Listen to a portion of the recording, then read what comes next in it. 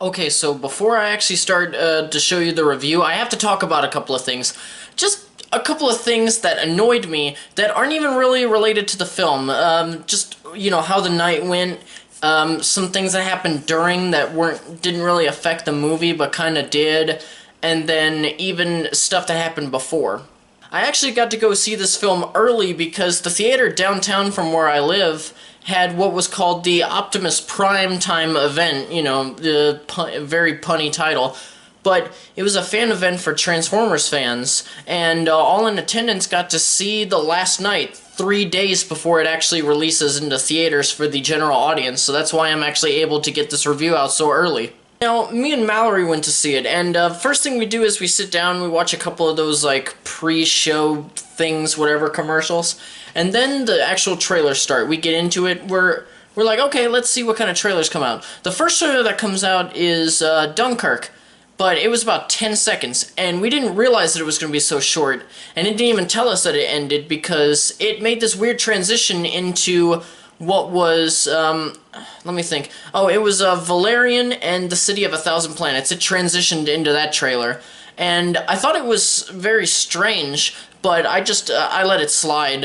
And then I realized that in between each actual trailer, there was a basically TV spot length trailer for Dunkirk in between each trailer, and they did this 5 times before the movie actually started, and it already annoyed the fuck out of me. Now, as that annoyed me before the film started, let's talk about something that annoyed me during the film.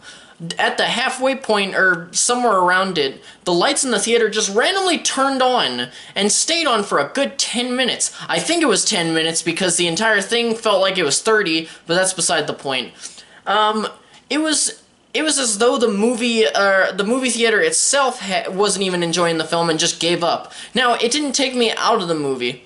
I was already taken out by the movie itself, but that's, I'll get into that later. Now that that's all out of the way, let's get on to the review, shall we? Hello viewers, and welcome to Exploring Cinema with Brian Meadows. I, of course, am Brian. Today's review is on the 5th film in the Michael Bay Transformers franchise, The Last Knight. Naturally, I would give you a brief synopsis, but honestly, this is a Transformers movie. They tend to have so many plot lines just in one film, and while I am normally able to follow through in all the films in this franchise, I wasn't really able to grasp the full film. I wasn't able to tell what the broader scope was because I just got so confused throughout, and I just gave up about halfway, maybe a little bit further through. It just felt like there was just too much packed in. The acting in this movie is just so over the top that I couldn't even enjoy any of it. I mean, Mark Wahlberg is okay in this film, but honestly, just the way that he conducted himself was normal, but the way that he talked kind of reminded me of how he talked in The Happening by M. Night Shyamalan.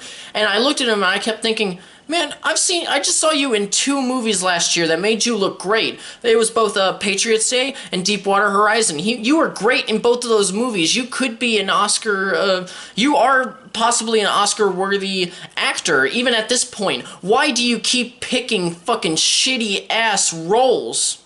Of course, the main female character is the standard choice for a Michael Bay movie, a sexy brunette who can be seen as basically just a sex symbol, but this time she's well-taught and intelligent, even having a PhD, though that fact felt forced in like Michael Bay saw it as, oh, strong female characters are all the rage these days, but the problem is that they have to be smart as well. Oh well, I'll just have to give it a whirl, or whatever the fuck he would think when making this type of character. Even Anthony Hopkins' character was so over the top, but he's such a high-class actor that he was actually able to make me like his character. Now, of course, it was actually really good to see Josh Duhamel return as Captain Lennox, who is actually now a colonel.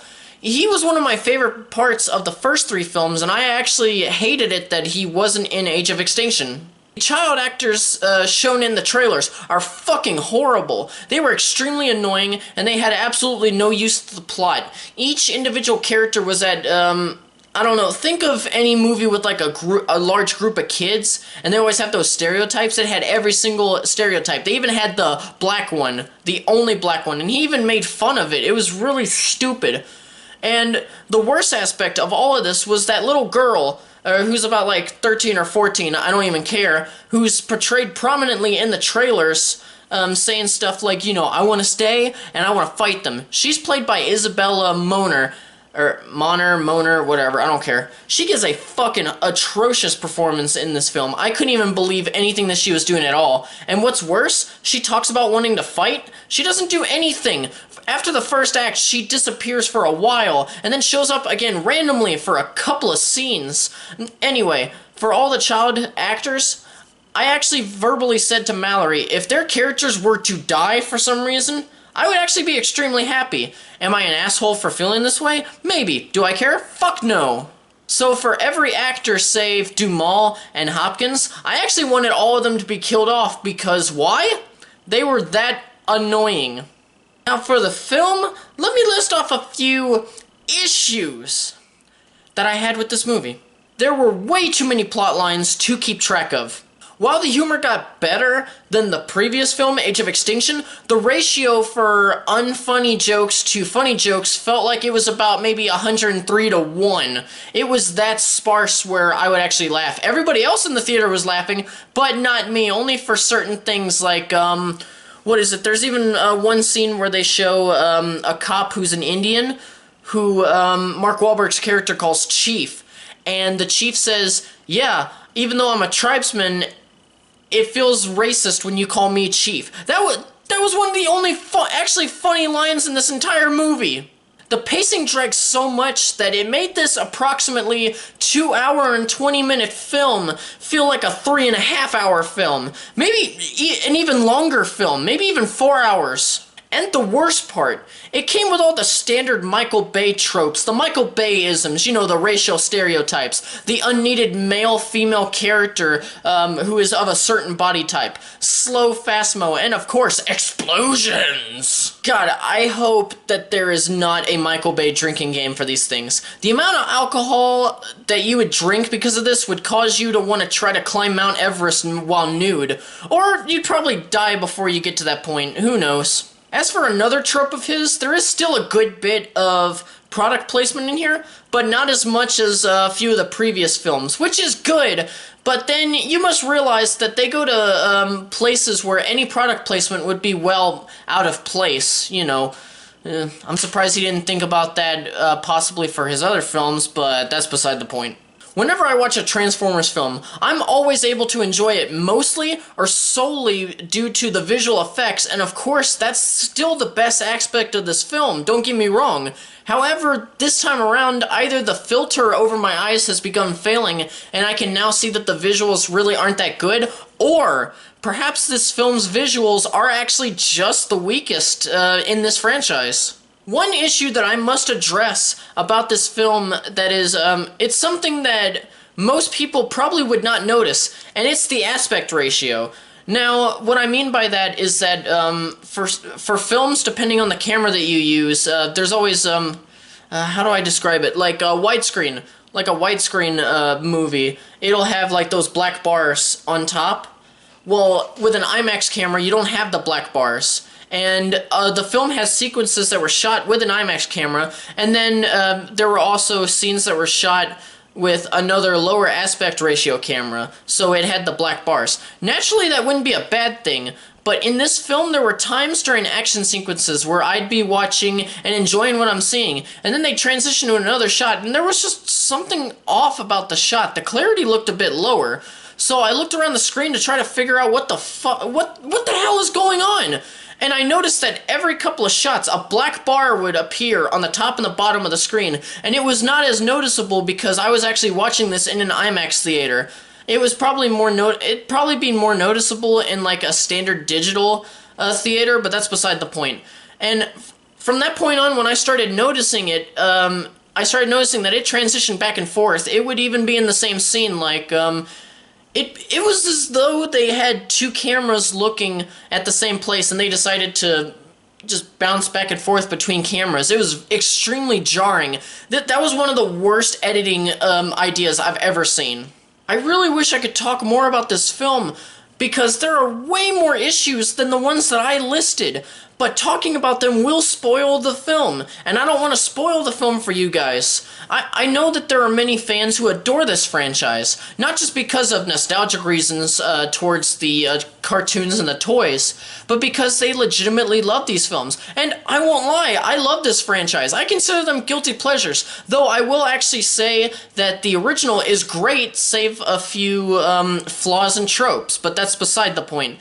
I love them for the visual effects, the locations, and because of Optimus Prime and his voice actor Peter Cullen, who has been voicing the character since the very beginning.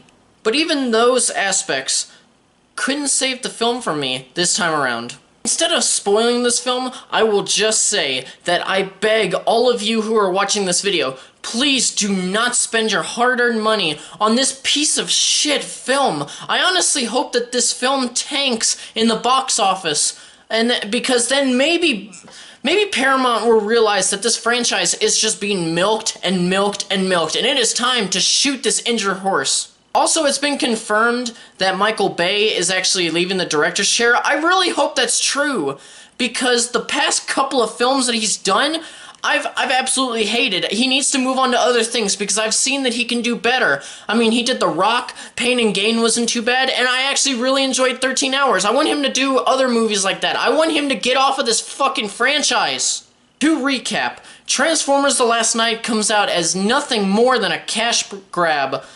I can't speak right now, I'm a little tired. It comes out as nothing more than a cash grab, with horrendous acting and horribly written characters, substandard special effects, and an awful story with way too many goddamn fucking plot lines! Normally, I would give this film a red lightsaber, but no, this is a different type of low for me. I actually was discouraged and pissed and depressed when I came out of this movie. The only reason I feel a little bit better is because right after me and Mallory went to see It Comes at Night, which I will be doing a review of on a later date. I just need to really absorb what I saw, but that's beside the point. Because this is a new low for me, I don't have a good prop for this. So I will be using a little toy blaster that Mallory owns and keeps in her purse until I can get my own Star Wars blaster, you know, to keep up with my Star Wars inspired rating system. So I will say, this film, like a stormtrooper, missed the shot. Thank you guys so much for watching and listening to me ramble, because honestly, I just needed to get that off my chest. I hated that experience so much. Although I did get a nice little whatever it was, lanyard for it, and I got a nice shirt. I would get it, but I just put it in the wash, but it looks really cool. It's a Optimus Prime head, but that's beside the point. I want to know, what did you guys think of Transformers The Last Knight? Did you love it, hate it, were you indifferent of it, you haven't seen it yet, which probably most of you still haven't seen it yet, etc., etc. What were its strengths? What were its weaknesses? Are you actually looking forward to it, or are you not even going to go at all? I don't care. Whatever one. Sorry. I just want to know your guys' thoughts. I welcome new perspectives, and hey, even if you guys love it and I don't, I want to hear why you love it so much. I even want to hear why you love the franchise so much. Be sure to subscribe if you haven't already for more reviews and content. There is always more to come. And for other ways to help support the channel, check in the description down below.